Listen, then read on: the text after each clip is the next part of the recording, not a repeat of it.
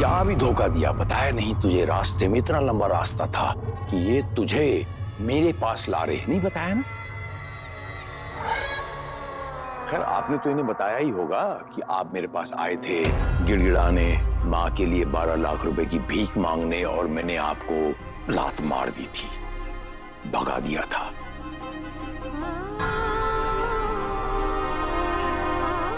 नहीं बताया। ये सच्चा प्यार नहीं होता बचुआ। पति पत्नी एक दूसरे से इस तरह बातें नहीं छुपाते, सब कुछ साफ साफ बोलते हैं। बड़े बड़े घरों में लोग बैठते हैं और बड़ी बड़ी बातें कर लेते हैं। संस्कारों की हकीकत जब सामने आती है ना, हकीकत, सब दूध का दूध पानी का पानी हो जाता है।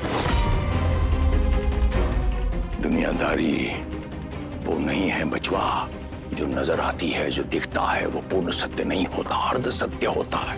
पैसों की जरूरत होती ना जब इंसान को, पता नहीं क्या क्या करवाती है, जाके डलवाती है, अपने अपनों को मार देते हैं बिना मतलब के। देखा, आपका प्यार सिर्फ 12 लाख टकों के लिए तुझे कहां ले आए, जिसे आप कहते हैं पाप की कमाई। आज तू उसी जगह पर आकर खड़ा है बचवा, जिस जगह से तू सबसे ज्यादा नफरत करता है, जिस जगह पर तूने अपने बाप को जलील करके अपनी मां से अलग किया, जिस जगह पर तेरी ये माशूक जिससे तू प्यार करता है उसके करियर की इब्तिदा हुई, ये पाप की कमाई की जगह जहां से मैंने पूरी जिंदगी पैसा कमाया और तूने खाया और डकार भी नहीं मारी। काला समाज, काली दुनिया, तेरा बाप गंदा आदमी सही, लेकिन उसी गंदे आदमी के सामने आज तू गिड़गिड़ा रहा है पैसों के लिए।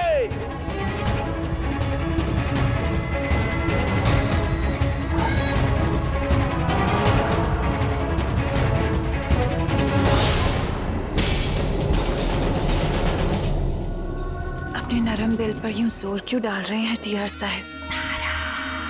ऐसी कैसी नाराजगी इन दोनों से? मदद कर दीजिए ना इनकी, हमारे लिए।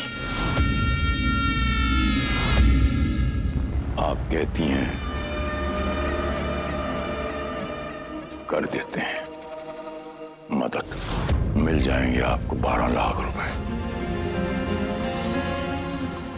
मैं दे दूंगा आपको, आपकी मां की जान बचाने के लिए। लेकिन आप दोनों को मेरी कुछ शर्तें माननी तो पड़ेंगी। आप दोनों को हमारे घर में गायत्री के साथ चाकरी करनी पड़ेगी, गुलामी। सीधे शब्दों में अगर हम कहें तो जब तक 12 लाख रुपए मेरे चुकता नहीं हो जाते, मैं कहां भागूंगा आपके पीछे 12 लाख रुपए लेने के लिए। ईमानदारी से पैसे चुकाना चाहते हो तो मैं बता रहा हूं आपको, ईमानदारी से काम कीजिए और अपने स्वाभिमान को मेंटेन कीजिए। आपको भी अंत में ये लगेगा कि हमने अपनी मेहनत की कमाई का 12 लाख रुपए चुकाया है। हाँ या ना में जवाब तो दो, फिर मैं दूसरी शर्त की तरफ जाऊं। अरे जल्दी बताइए, आपकी माँ का इलाज होना है, वहां इंतजार कर रहे हैं सब डॉक्टर।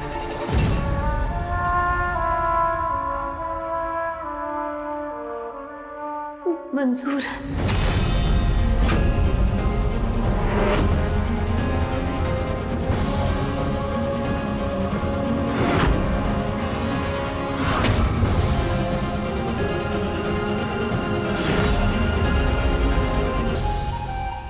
बस एक आखिरी इल्तिजा और है,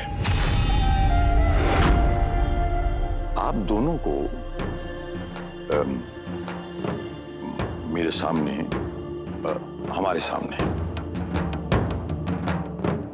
घुटनों पर बैठकर, हाथ फैलाकर ऐसे यूं करके भीख मांगनी पड़ेगी, ऐसे।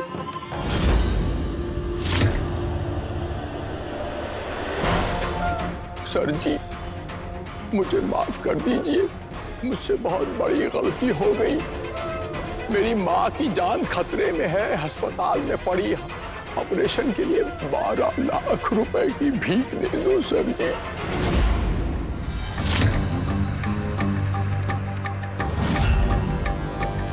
ऐसी भीख मांगनी पड़ेगी।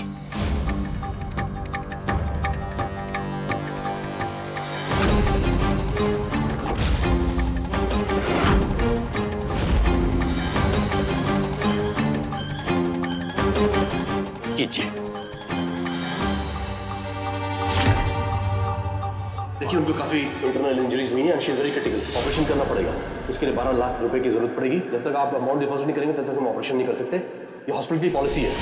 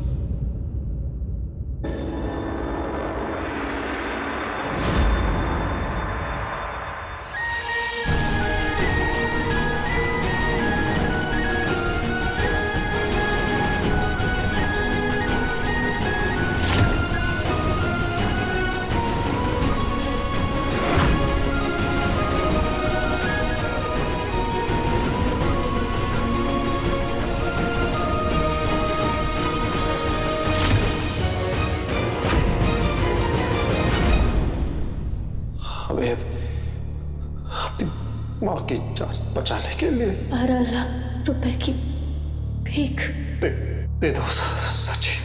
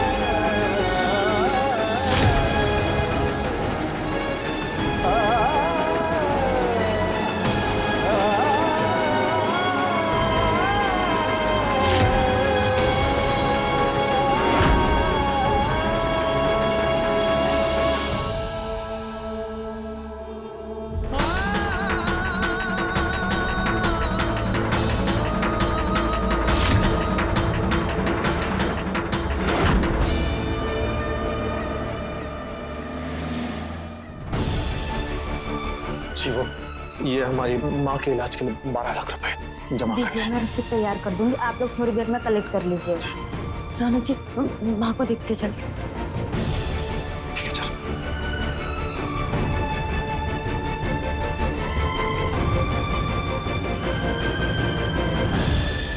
वो जी सब ठीक है बेटा, भाभी का ऑपरेशन हो रहा है, चिंता मत कर। हाँ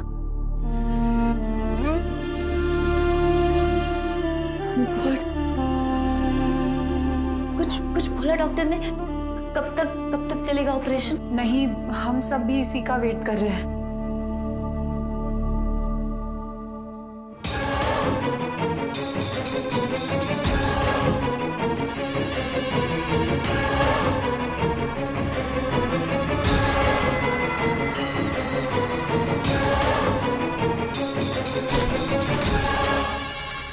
कैसी तबीयत है? मेरा नाम तीरथ सिंह है, मेरी पत्नी है गायत्री। कोई कॉम्प्लिकेशन तो नहीं है? नहीं, कोई कॉम्प्लिकेशन नहीं है और ऑपरेशन सक्सेसफुल रहा और पेशेंट की बॉडी भी अच्छे से रिस्पॉन्स कर रही है।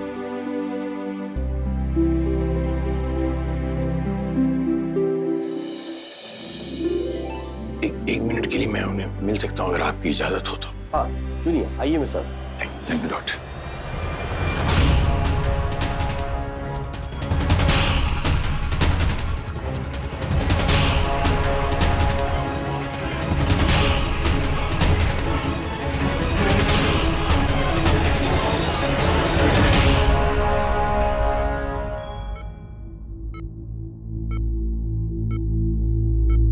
ठीक है सर, आप बैठिए, मैं आता हूं।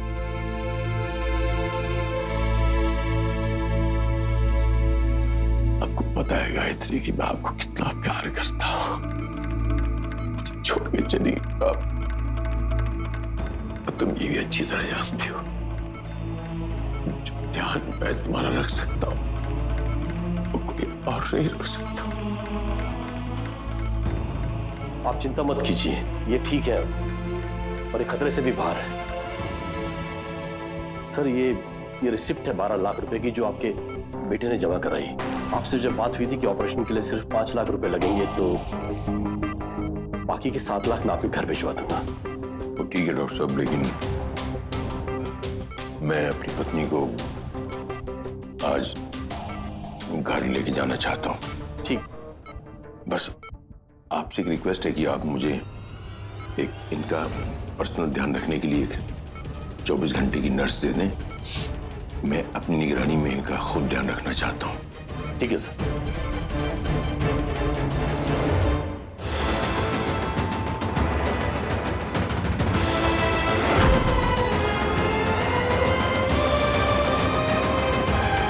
टीआर साहब, इतने परेशान क्यों दिख रहे हैं? ये वक्त आपकी परेशानी का नहीं, आपके मकसद का है।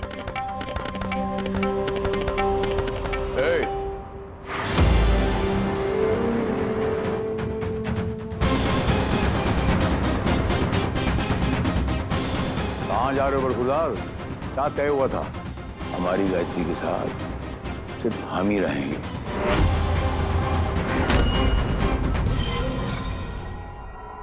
ये लीजिए डील के कागजात। बोलिए, दस्तखत कीजिए।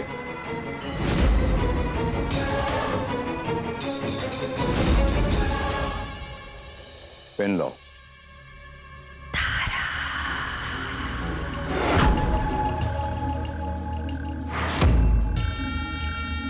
लीजिए। दिख रहा है कितनी परवाह करते हैं आप हमारी मां और अपनी गायत्री की। मैं गायत्री से कितना प्यार करता हूं और कितनी परवाह करता हूं, मुझे किसी की सर्टिफिकेट की जरूरत नहीं है। आप अपना काम कीजिए, जो हमारी बात हुई थी।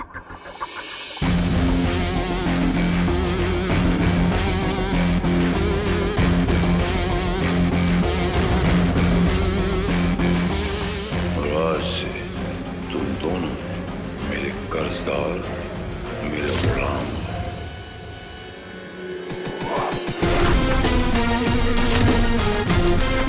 तू भी करेगी?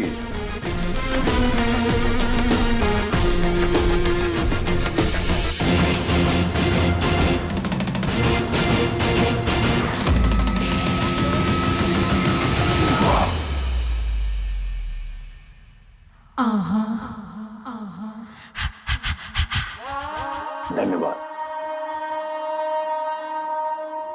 वैसे मानना पड़ेगा टीआर साहब, आप अपने काम के बड़े पक्के हैं।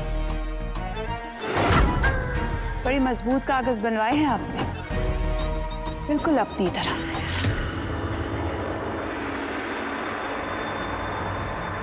आइए। अब इस लड़की को लेके जा रहे हैं मां के कमरे में।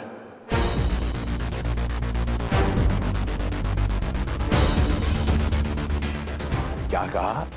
हमने कहा कि अब इस लड़की को लेके जा रहे हैं मां के कमरे में।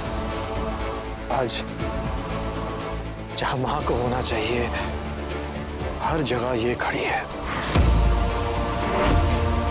भला इसी में होती कि माँ को इस घर में लाने से पहले इसे वहीं फेंक आते जहां से उठा कर लेकर आए आप। मुझे मुफ्त का ज्ञान कोई नहीं बांटेगा कि मुझे क्या करना चाहिए और क्या नहीं। सामने खड़ा देख, घुटने टेक दिए तूने 12 लाख टकों के लिए। क्या तेरी औकात? फिलहाल मैं जा रहा और यही हमारा तय हुआ है कि आप 12 लाख टकों के लिए यहाँ काम करोगे कार्य, तभी आप कर्ज मुक्त होगे। और यही फाइनल है। उस कमरे में सिर्फ मैं जाऊंगा गायत्री के, मेरी गायत्री कमरे में, बस। ओफो टीआर साहब, बेटा है आपका, चलिए अपने आपके कमरे में।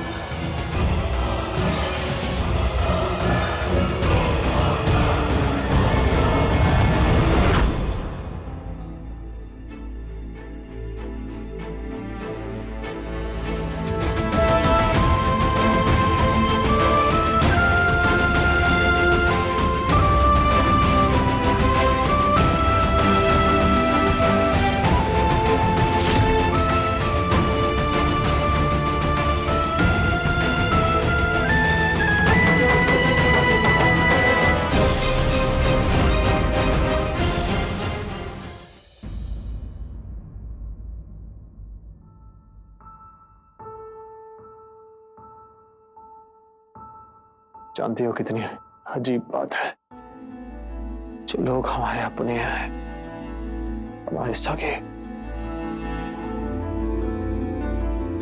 जिनसे हमारा खून का रिश्ता है, वही हमारे साथ परायों जैसा बिहेव करने लगे हैं। जिनके साथ हमने अपना बचपन गुजारा, खुशियां बांटी, आज उनके साथ अपना गम भी नहीं बांट पा रहे हैं।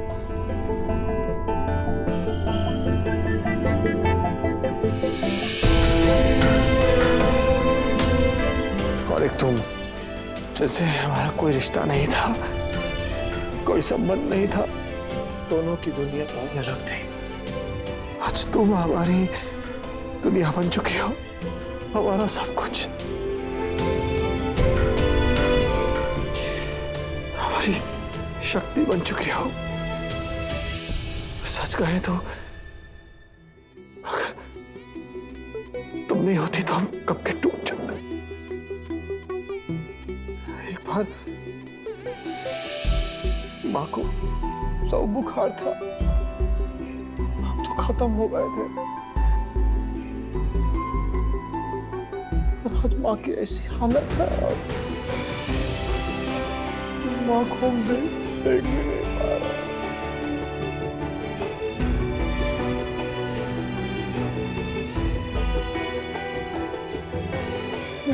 मेरा बच्ची नहीं, प्लीज प्लीज प्लीज रोइए मत, प्लीज।